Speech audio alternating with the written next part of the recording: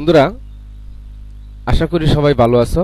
বন্ধুরা, আজকে আমি এমএস ওয়ার্ডের মাধ্যমে কিভাবে তুমি মোবাইল ফোন হারিয়ে গেলে বা মোবাইল ফোনের জন্য যে তোমার জেলার থানা বা তোমার উপজেলায় যে থানা আছে সেই থানাতে গিয়ে কিভাবে তুমি একটি জিটির ফরম্যাট তৈরি করবা বা অভিযোগ দায়ের করবা, আজকের এই ভিডিওতে আমি তোমাদের দেখানোর চেষ্টা করব। বন্ধুরা, তার আগে ছোট্ট একটি রিকোয়েস্ট, যারা আমার চ্যানেলে নতুন অবশ্যই আমার চ্যানেলটিকে সাবস্ক্রাইব করবা এবং পাশে থাকা নোটিফিকেশনটি অন করে রাখবা। বন্ধুরা, মোবাইল ফোন হারিয়ে গেলে তার জন্য সাধারণ একটি ডায়েরি করতে হয় বা অভিযোগ দায়ের করতে হয়। মোবাইল ফোন যেহেতু বন্ধুরা একটি গুরুত্বপূর্ণ বিষয়, এই মোবাইল ফোনে অনেক গুরুত্বপূর্ণ কাগজপত্র, অনেক গুরুত্বপূর্ণ ডকুমেন্টস বা অনেক গুরুত্বপূর্ণ কিছু ছবি থাকতে পারে বা আরও কিছু গুরুত্বপূর্ণ জিনিস থাকতে পারে।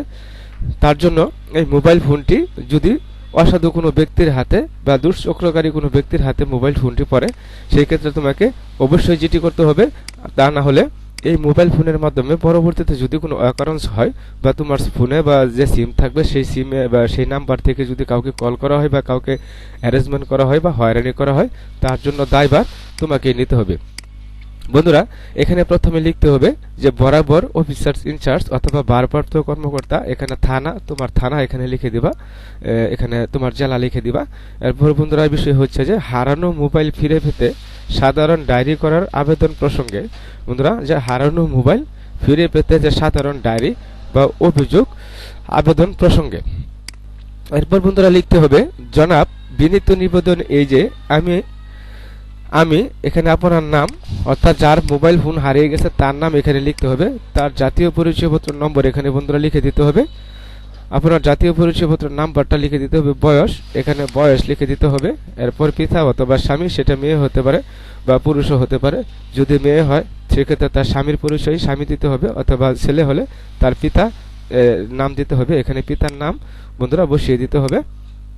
এরপর আপনার ওয়ার্ড নাম্বার, আপনার ওয়ার্ড আপনার ইউনিয়নের কত নম্বর ওয়ার্ডের বাসিন্দা আপনি, সেই ওয়ার্ড নাম্বারটা এখানে লিখে দিতে হবে। এরপর জেলা, আপনার জেলার নাম এখানে সুন্দর করে লিখে দিতে হবে।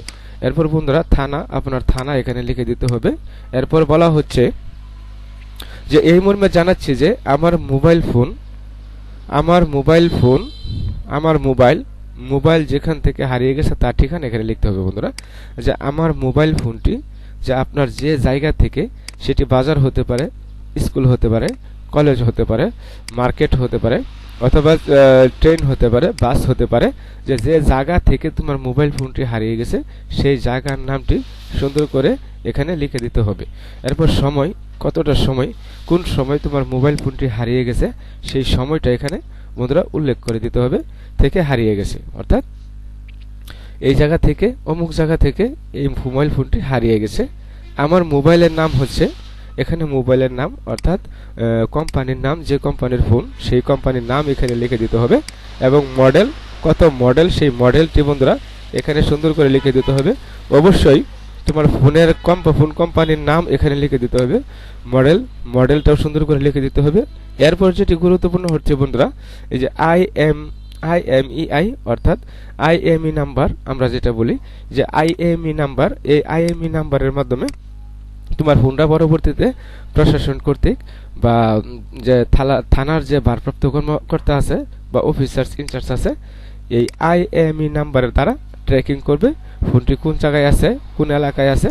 এই আইএমইর মাধ্যমে তোমার ফোনটা ট্র্যাকিংয়ের মাধ্যমে তোমার ফোনটাকে সে ট্র্যাক করবে এবং যার কাছে ফোনটি আছে তার কাছে চলে যাবে, সেখান থেকে তোমার ফোনটি উদ্ধার করবে। অবশ্যই আইএমই নাম্বারটি বন্ধুরা খুব সঠিকভাবে এবং সুন্দর করে লিখে দিতে হবে, এবং মোবাইলের নাম এবং কোম্পানির নাম এবং মডেল, এই বিষয়গুলো গুরুত্বপূর্ণ, এই বিষয়গুলো সুন্দর করে লিখে দিতে হবে।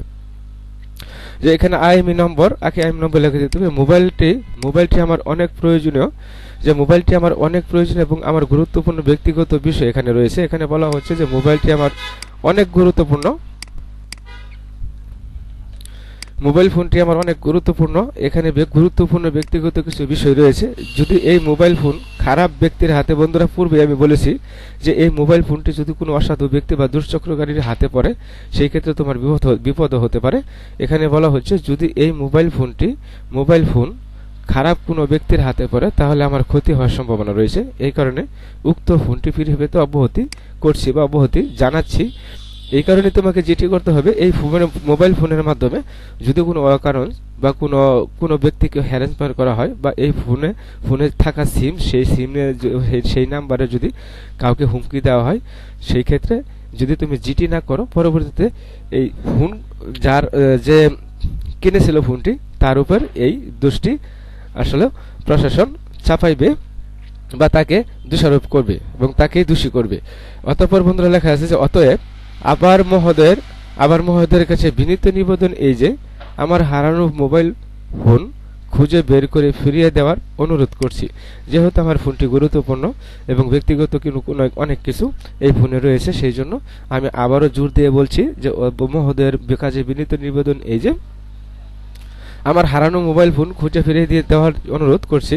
এখানে বন্ধুরা সর্বশেষ এখানে নিচে লিখে দিতে হবে বিনীত নিবেদক আপনার নাম, অর্থাৎ যার ফোন তার নাম, পিতা বা স্বামীর নাম, বর্তমান ঠিকানা, মোবাইল নম্বর। বন্ধুরা এখানে যে সর্বশেষ যে বিষয়টি হচ্ছে যে মোবাইল নম্বর, অবশ্যই মোবাইল নম্বরটি একটি সচল এবং রানিং একটি ফোন নাম্বার এখানে বসিয়ে দিতে হবে। পরবর্তীতে তারা এই ফোন নাম্বারের মাধ্যমে তোমার সাথে কানেক্ট করবে বা তোমার সাথে যোগাযোগ করবে যে কি অবস্থায় আছে, ফোনটি কোন জায়গায় আছে, তারা ফোনটি পেল কি না, তা তোমাকে এই ফোন নাম্বারের মাধ্যমে তারা জানাবে। বন্ধুরা মোবাইল ফোন হারিয়ে যাওয়া একটা সচরাচর বিষয়, এটি খুব একটা নিত্যদিনের ঘটনা। এই জন্য বন্ধুরা মোবাইল ফোন হারিয়ে গেলে এই এমএস ওয়ার্ডের মাধ্যমে কিভাবে একটা জিটি বা অভিযোগ দায়ের করবা, আজকের এই ভিডিওতে দেখানোর চেষ্টা করলাম। অবশ্যই তোমরা ভালো থাকবা, সুন্দর থাকবা। আসসালামু আলাইকুম ওয়া রাহমাতুল্লাহি ওয়া বারাকাতুহু।